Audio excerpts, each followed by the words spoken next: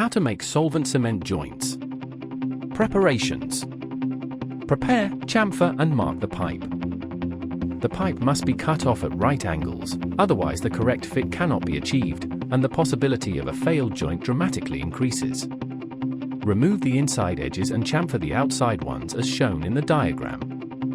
A 15-degree angle for the chamfer is considered to be optimal. This helps to ensure that the solvent cement isn't scraped away from the surfaces when the pipe is inserted into the fitting. Wipe the outside of the pipe and the inside of your fitting with a clean cloth.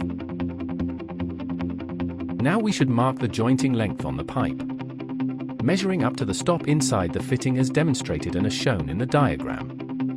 Then mark this length on your pipe. This enables you to check afterwards whether the pipe has been inserted fully into the socket.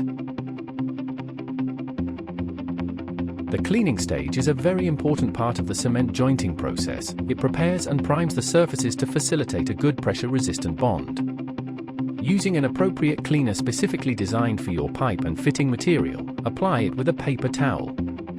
Use a fresh paper towel for each component. Clean the outside of the pipe end and the inside of the fitting thoroughly. You do not need to treat the whole pipe. You only need to prepare the jointing surfaces up to your joint length mark as indicated in the image by green areas.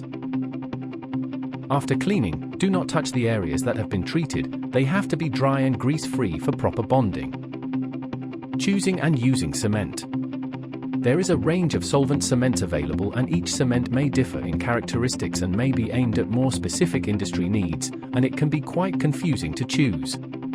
The main thing to keep in mind here is that it needs to be suitable for your specific pipe material, either PVC-U, PVC-C or ABS materials.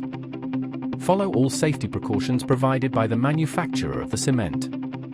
As a general guide, use only in a well-ventilated area. The use of protective gloves is recommended to avoid contact with skin. Eye protection will be recommended.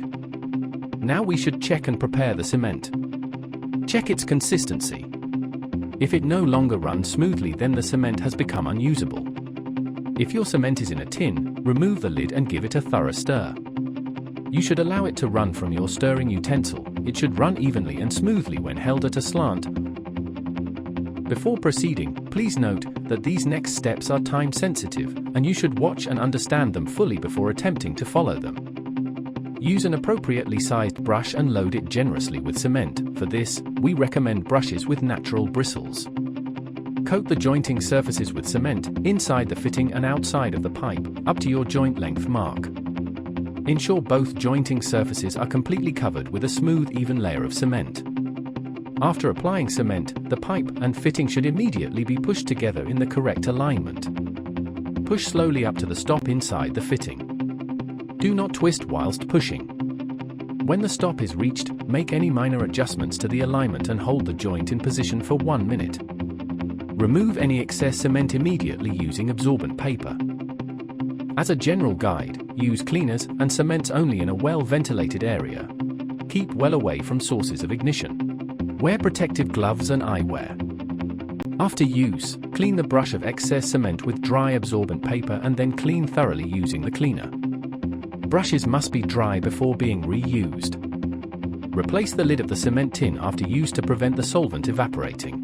Protect pipes and fittings from spilled solvent cement, cleaner or any used paper wipes. Like and subscribe.